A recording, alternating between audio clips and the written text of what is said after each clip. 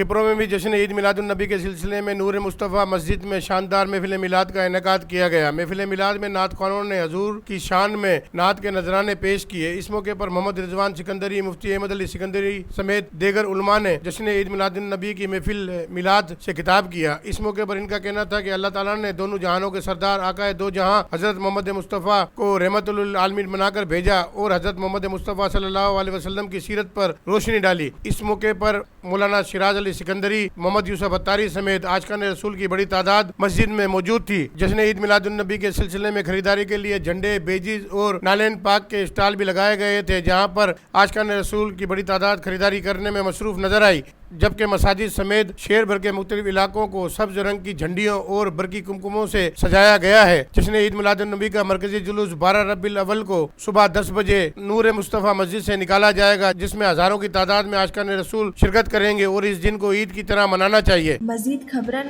ऐं तफ़सीलात लाइ विज़िट कयो असांजी वेबसाइट www.awamiNewsHD.com ऐं ॾिसंदा रहो अवामी न्यूज़ HD।